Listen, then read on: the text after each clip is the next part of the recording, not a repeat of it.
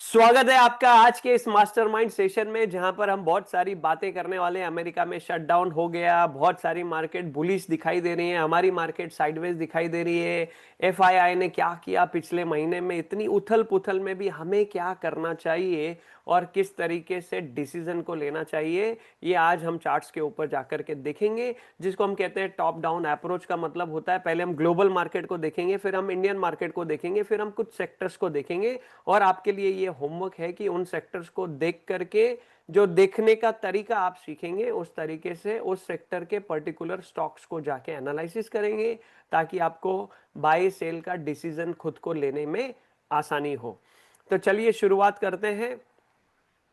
Mastermind के इस session में स्वागत है आपका। डिस्क्लेमर दे देता हूं, मैं सेबी रजिस्टर्ड बंदा नहीं हूं। जो भी हम बात करेंगे आपका इंफॉर्मेशन और जानकारी बढ़ाने के बारे में बात करेंगे। हर ट्रेड में रिस्क होता है, पहले आपको रिस्क रिवार्ड का आकलन करना चाहिए, फिर अपने वित्तीय सलाहकार से बात करके आगे का डिसीजन लेना चाहिए। सो वीकली मार्केट हर वीक में करते हैं हम हमारे हर वीक देख सकते हैं इस तरीके के वीडियोस, और आपको इस तरीके के वीडियोस से वैल्यू मिल रही है, डिसीजन लेने में आसानी हो रही है, तो हमारे चैनल को जरूर लाइक करके रखें। तो चलिए चलते हैं प्रो ट्रेडर सीक्रेट्स क्यों कैसे करते हैं हम। एक प्रोफेशनल ट्रेडर जो होता है वो 7 चीजों को देख करके कंफर्मेशन लेता है ट्रेड के अंदर जाने का निर्णय लेने के लिए।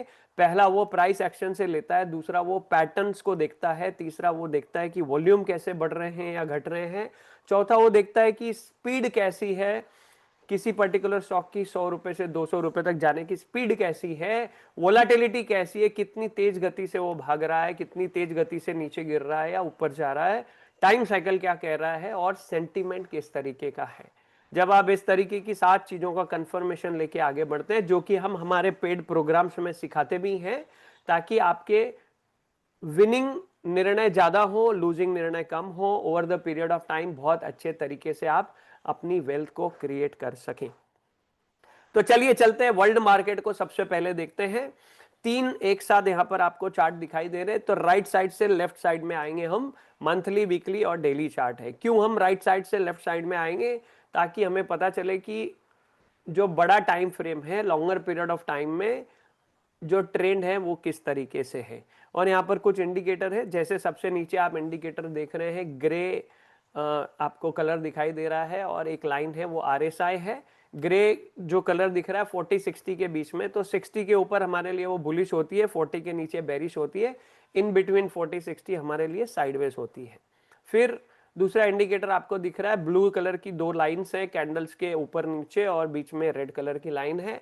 बीच की जो रेड कलर की मिडल लाइन है, that is a 20 moving average, और +2 डेविएशन, -2 डेविएशन, ऐसा मिला करके ये बोलिंजर बैंड 2-in-1 इंडिकेटर होता है, जिसको हम देख रहे हैं। कुछ कुछ जगह पे हम वॉल्यूम को भी देखेंगे, प्लस कैंडलस्टिक पैटर्न आपको दिखाई दे रही। अब डाउ जोन्स जो अमेरिका की मार्केट है, मंथली आरएसआई, वीकली आरएसआई दोनों 60 के ऊपर हमें नजर आ रहे हैं, डेली भी 60 के ऊपर नजर आ रहा है। इसका मतलब ये है, चार्ट पर ये दिख रहा है कि ये मार्केट एक्सट्रीमली बुलिश दिखाई दे रही है ऑन ऑल टाइम फ्रेम्स। जब इस तरीके के चार्ट आपको दिखाई देते हैं, तो काफी तेज तेज गति से ऊपर जाने का आपको सिलसिला नजर आएगा। आरएसआई अबोव 60 मींस बुलिशनेस है वहां पर। और दूसरा, अगर आप देखेंगे, तीनों टाइम फ्रेम पे अपर बोलिंजर बैंड के आसपास कैंडल्स जो है अभी चल रही हैं, which is another sign that the market is bullish. तीसरा साइन आप देख रहे हैं मंथली चार्ट पे, अगर आप देखेंगे, पहला वाला जो रेसिस्टेंस था, वो रेसिस्टेंस ब्रेक होके ब्रेकआउट हुआ है। ब्रेकआउट का मतलब ये होता है, आप जैसे आप रूम के अंदर ड्रोन को उड़ा रहे हो और छत पे जाके ड्रोन चिपक जाता है, तो छत उसको रेसिस्टेंस का काम कर रही है, वो उसको क्रॉस नहीं कर पा रहा है। लेकिन आप टेरेस पे जाकर जब आप ड्रोन उड़ाओगे, तो 10, 20, 30, 40 जितनी ड्रोन की कैपेसिटी है ऊपर जाता है।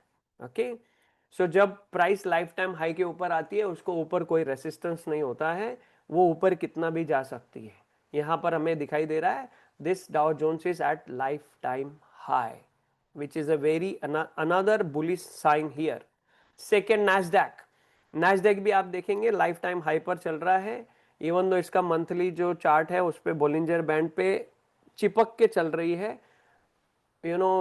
RSI 60 के ऊपर कभी से चल रहा है, वीकली भी 60 के ऊपर चल रहा है। आप देखो जब वीकली RSI 60 के ऊपर आया तब से ऊपर कितनी रैली हुई है। डेली को भी देख सकते हैं, जब RSI 60 के ऊपर आया किस तरीके की रैली वहां पर होती हुई नजर आ रही है। On chart completely extremely bullish हमें नजर आ रहा है। थोड़ा डेली चार्ट पे जो हल्के हाथ होते हैं ना, हल्के हाथ समझते हैं, मतलब जो प्रॉफिट की जो गुदगुदी है वो सहन नहीं कर सकते हैं। प्रॉफिट होता है तो पेट में तितलियां उड़ने लगती है उनके, तो वो प्रॉफिट बुक करते हैं। इसके लिए डेली चार्ट पे आपको कुछ रेड रेड कैंडल भी दिखाई देते हैं। हल्के हाथ वाले निकल जाते हैं, लेकिन जिनको अच्छा पेशेंस लेवल हायर है वो बने रहते हैं और वो पूरे ट्रेंड का फायदा उठाते हैं, राइट।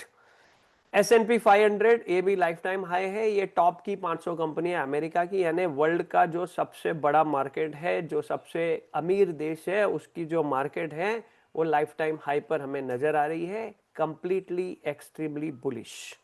उसके बाद चलते हैं जर्मनी की मार्केट के पास। मंथली RSI इसका भी 60 के ऊपर है, वीकली 60 के ऊपर अभी जस्ट आया है, डेली भी 60 के ऊपर अभी जस्ट आया है।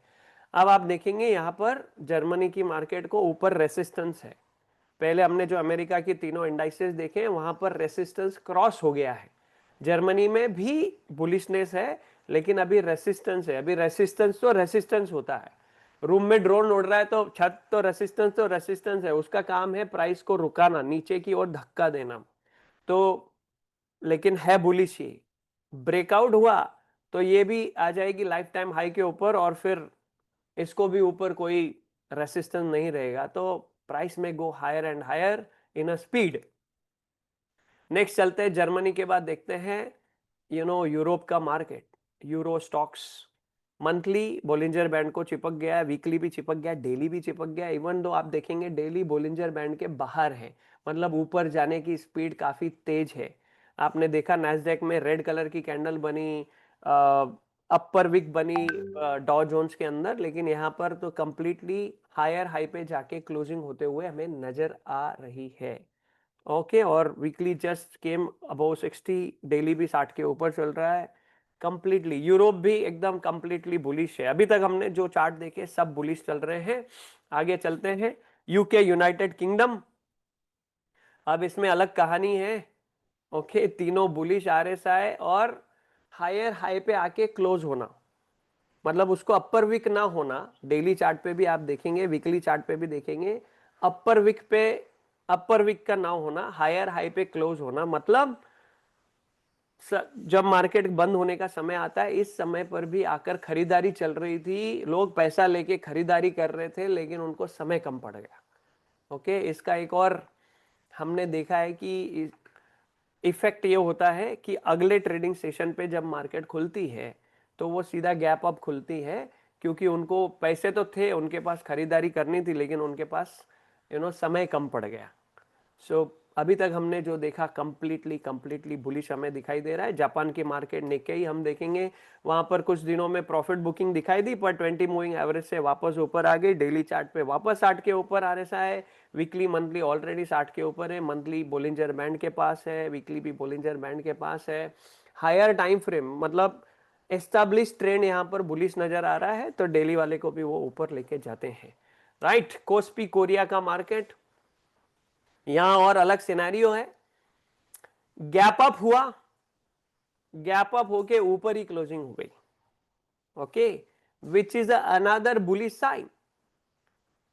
मंथली अगर आप देखेंगे बोलिंजर बैंड को वॉकिंग ऑन द बैंड, चिपक के नहीं चल रही है, उसको छोड़ के चल रही है। वीकली उसको चिपक के चल रही है। एक्सट्रीमली बुलिश ऐसे मार्केट में जो ऐसा सोचता है मार्केट तो बहुत ऊपर है, मैं यहां पर शॉर्ट करूंगा। ओके, सो इसीलिए लोगों के घर बार बिक जाते हैं। ओके, क्योंकि आपको ऐसा लगता है कि मार्केट बहुत ऊपर है, यहां से नीचे गिरेगी तो इसको शॉर्ट करना चाहिए। आपके और मेरे लगने से मार्केट नहीं चलती है।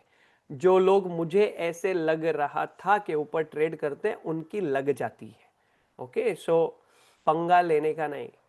अगर समंदर की लहर ऐसी आ रही है और आप खड़े रहोगे, ओ मैं तो इसको चीर के निकलूंगा, उड़ा के रख देती है वो। ओके, सो पंगा नहीं लेना होता है मार्केट से। हालांकि हम कोरिया मार्केट में जाके ट्रेड नहीं कर रहे, बट हम सीख रहे हैं कि पंगा नहीं लेना चाहिए। ओके, चलिए हैंग सेंग की मार्केट के पास चलते हैं। कंप्लीटली बुलिश, तीनों बोलिंजर बैंड के आसपास। इसमें थोड़ा सा हल्के हाथ हमें दिखाई दिए, लेकिन उसमें भी आप देखेंगे डेली कैंडल जो दिख रही है लॉन्ग लोअर विक बनी है, मतलब प्राइस नीचे जाने का कोशिश कर रही थी, लेकिन फिर से बुल हावी हो गए और प्राइस ऊपर जाने लगी। एक्सट्रीमली बुलिश यहां पर भी दिखाई दे रहा है। फिर चलते हैं चाइना की मार्केट के पास। Monthly, weekly all RSI above 60, daily भी RSI अबोव 60 पर आया, बट अब आप देखेंगे यहां पर एक रेसिस्टेंस जोन है ये। तो when the resistance will break, okay, पहला वाला रेसिस्टेंस तो टूट गया है। मंथली चार्ट पे आप देखो कितनी बार रेसिस्ट किया, अभी वो तो टूटा है, लेकिन अभी ये डेली चार्ट पे, वीकली चार्ट पे जो कुछ वीक से, 5-6 वीक से दिखाई दे रहा था, ये अभी ब्रेकआउट होना बाकी है। So completely bullish, but there is a resistance. ऐसा नहीं बोल सकते कि बेरिश है, बट ये बुलिश है। इसकी स्पीड थोड़ी कम है, रेसिस्टेंस पे रिस्पेक्ट कर सकती है। देन आगे चलते, ब्रेंट क्रूड का चार्ट है ये, यानी कि कच्चा तेल।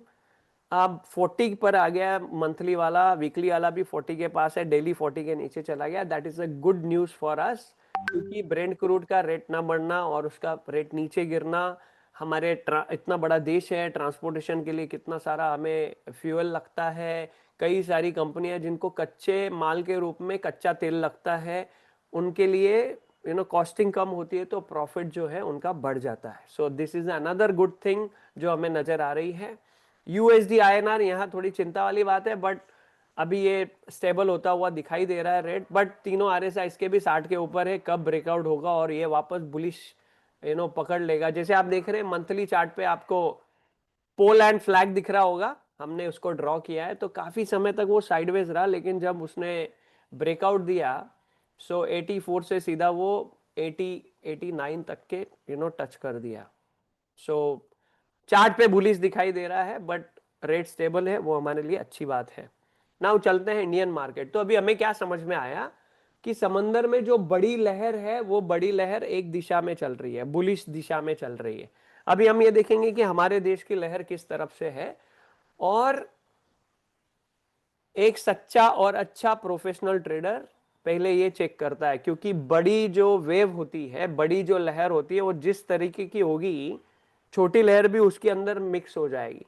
तो अगर बड़ी लहर यानी कि ग्लोबल मार्केट, इंडियन मार्केट अगर एक तरफ से है, और आपका कोई ऐसा भी स्टॉक चुन लिया जाता है, ओके, जो जो साइडवेज चल रहा है, लेकिन वो लहर के साथ में क्या होगा, वो भी बुलिशनेस आपको दिखा सकता है। क्यों? क्योंकि उसका रोल ज्यादा नहीं है, 20% है। बड़ी लहर उसको भी साथ में अपने लेके जाती है। राइट, चलते हैं इंडियन मार्केट के पास। सबसे पहले देखते हैं सेंसेक्स। मंथली चार्ट हमारा बुलिश है, वीकली और डेली दोनों साइडवेज जोन में है, 20 मूविंग एवरेज के नीचे चल रहे हैं। तो जिस तरीके से ग्लोबल बाजार के अंदर तेजी है, वैसे हमारी बाजार में यहाँ पे दिखाई नहीं दे रही है। लेकिन जब ये दो रेसिस्टेंस आपको वीकली चार्ट पे दिख रहे हैं, जब ये रेसिस्टेंस ब्रेक होंगे, जो कि ज्यादा दूर नहीं है, वो रेसिस्टेंस ब्रेक होने के बाद फिर हमारी मार्केट कैसे रैली करेगी हम भी जानते नहीं है। निफ्टी के चार्ट के ऊपर चलते हैं। मंथली चार्ट इसका भी ऊपर है, वीकली चार्ट और डेली चार्ट 20 मूविंग एवरेज के नीचे है। जहां पर डेली चार्ट पे हमने गैप रेसिस्टेंस किया था, वहां गैप लगा के नीचे आई है। डेली चार्ट पे 40 पे सपोर्ट लिया है। 40 पे सपोर्ट का क्या मतलब होता है कि मैं बेरिश नहीं हूं। आप देखेंगे डेली चार्ट पे उसके पहले भी 2 बार 40 पे सपोर्ट लेकर के वहीं से मार्केट ऊपर गई। वो क्या बोल रही है, मैं बेरिश नहीं हूं। इसका मतलब ये है कि मैं बुलिश हूं नहीं, लेकिन जो ग्लोबल सिनारियो दिख रहा है उससे समझ में आ रहा है कि यहां पर अभी बुल चार्ज लेना शुरू कर दिए। तो 2 ट्रेडिंग सेशन में आपको दिखा कि 2 ट्रेडिंग सेशन में पिछले 3 ट्रेडिंग सेशन को एंगल्फ कर दिया है ना। अच्छा, उसके बाद अगर आप देखेंगे जो डेली चार्ट पे 3 बॉटम आपको दिख रहे हैं, करेंटली 3 बॉटम। जो सबसे पहला बॉटम था, उसके बाद अगला वाला जो बॉटम बना, वो थोड़ा सा उसके ऊपर बना है। पहला वाला तो बोलिंजर बैंड पे नीचे चल रहा था, फिर ये बोलिंजर बैंड के ऊपर आया, फ्लैट हो गया बोलिंजर बैंड। अभी तीसरा वाला जो ये बॉटम करंटली आपको दिख रहा है, इसमें बोलिंजर बैंड भी ऊपर की तरफ थोड़ा सा घूमते हुए दिख रहा है, एंड पिछले वाले बॉटम से ये ऊपर बन रहा है। What does it mean? That I am not going down. Okay मतलब ऊपर वो तेजी से जाऊंगी कि नहीं मालूम नहीं है मुझे, लेकिन मैं अभी नीचे जाने के लिए रेडी नहीं हूं, मैं यहां पर अभी स्टेबल हूं। तो जिनके भी इस तरीके के स्टॉप लॉस लगे होते हैं वो काफी कॉन्फिडेंट महसूस करते हैं। ओके बट यहाँ पर क्या और कंफर्मेशन मिलना चाहिए, 20 मूविंग एवरेज के ऊपर क्लोजिंग होनी चाहिए, डेली पर भी होनी चाहिए, वीकली पर भी होनी चाहिए, that is what very very important. और अगर आप और थोड़ा ध्यान से देखेंगे चार्ट्स को, बोलिंजर बैंड को गौर कीजिए, तीनों के तीनों बोलिंजर बैंड अभी उनका जो असेंडिंग ऑर्डर था वो असेंडिंग ऑर्डर अभी ऐसा फ्लैट होते हुए दिखाई दे रहा है। That means this kind of a consolidation mode, जो हमें आरएसआई ने भी बता दिया भैया कि ये साइडवेज जोन में 40-60 के बीच में। देखो आप वीकली चार्ट में कब से आया था, अप्रैल के भी पहले आया था, और तब से हम देख रहे हैं कि मार्केट एक साइडवेज जोन में है। तो जब साइडवेज जोन में हाथ नहीं डालना चाहिए, जब ट्रेंड आएगा तो ट्रेंड को छोड़ना नहीं चाहिए, राइट। सो ये है निफ्टी का चार्ट हमें दिखाई दे रहा है। चार्ट हमें बोल रहा है घबराने वाली बात नहीं, मैं नीचे जाने के लिए रेडी नहीं हूं, लेकिन ऊपर जाने की मेरी तैयारी चल रही है। अभी इतना कुछ एकदम खास फास्ट जाऊंगा ऐसा यहाँ पे अभी माहौल नहीं दिखाई दे रहा है। बैंक निफ्टी के पास चलते हैं। बैंक निफ्टी मंथली चार्ट 60 के ऊपर ही था, 60 के नजदीक आया, वहां पे सपोर्ट लेके वापस 60 के ऊपर गया। इसको बोलते हैं एक्सट्रीमली बुलिशनेस है लॉन्गर पीरियड ऑफ टाइम में। और डेली और वीकली को देखेंगे तो ये साइडवेज जोन में चल रहा है। अच्छी बात यहाँ पर क्या नजर आ रही है अगर आप देखें ध्यान से डेली चार्ट पर, सबसे पहले कि 20 मूविंग एवरेज के ऊपर कल का ट्रेडिंग सेशन और उसके पहले का ट्रेडिंग सेशन, दोनों ट्रेडिंग सेशन क्लोजिंग ऊपर हुए। और वीकली चार्ट पे आप देखेंगे जो रेड कलर की कैंडल थी उसको ग्रीन कलर की कैंडल जो है एंगल्फ करती हुई नजर आ रही है, which is called bullish engulfing pattern. हालांकि 20 मूविंग एवरेज पे 3-4-5 सप्ताह से रेसिस्टेंस वहीं पर चल रहा है, बट पिछले वाले बॉटम से इसका बॉटम ऊपर बना है।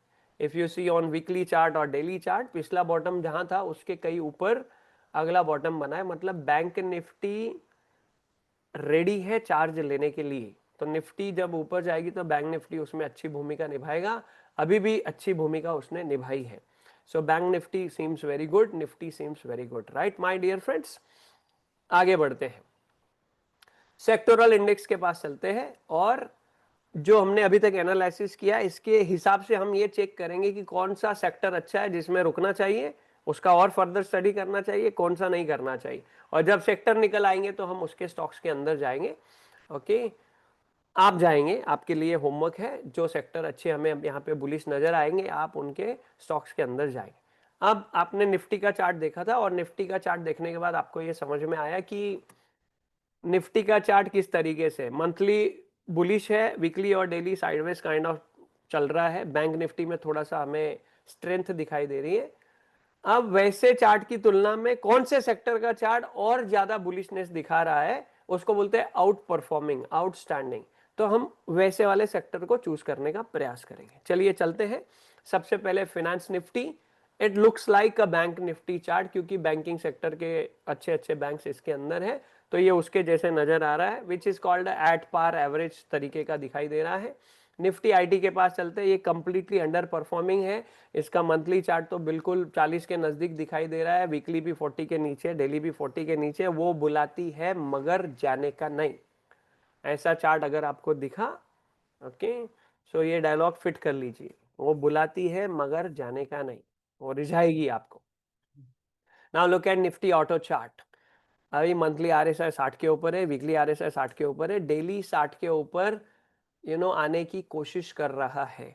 मतलब compare to previous chart this chart seems bullish, but अभी डेली 60 के ऊपर आया नहीं है और डेली पे 20 मूविंग एवरेज भी अभी क्रॉस नहीं किया है। प्रॉफिट बुकिंग आती हुई दिखाई दी, मतलब ऑटो सेक्टर को कंसीडर कर सकते हैं आप कि यहां से कौन सा एक स्टॉक हम निकाल सकते हैं। मंथली चार्ट में आएंगे तो आपको यहाँ पे रेसिस्टेंस भी दिखाई दे रहा है।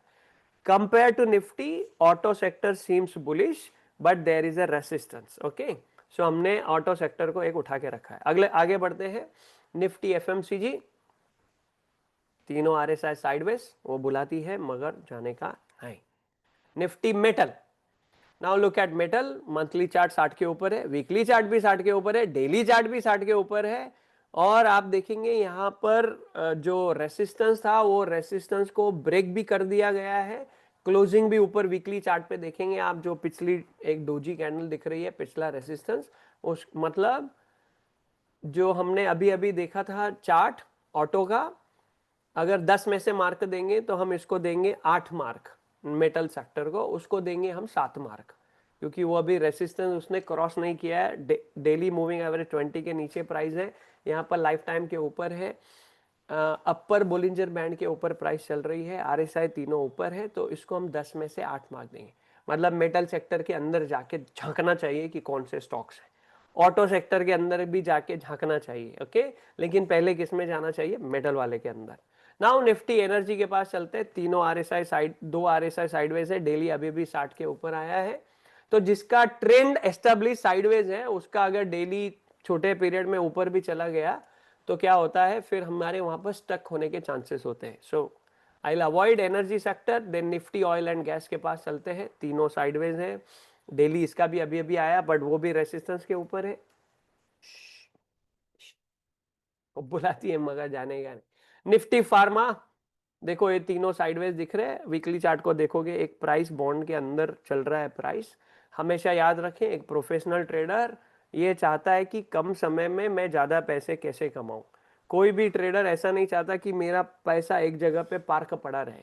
हाँ, पेशेंस रखने वाले इन्वेस्टर्स होते हैं जो पेशेंस रखते हैं, और वो पेशेंस रखने के पीछे उनका कारण ये होता है कि भाई जब ट्रेंड मिलेगा तो हम ऑलरेडी ट्रेंड के अंदर बने रहेंगे, क्योंकि हम साइडवेज मार्केट में भी बने हैं।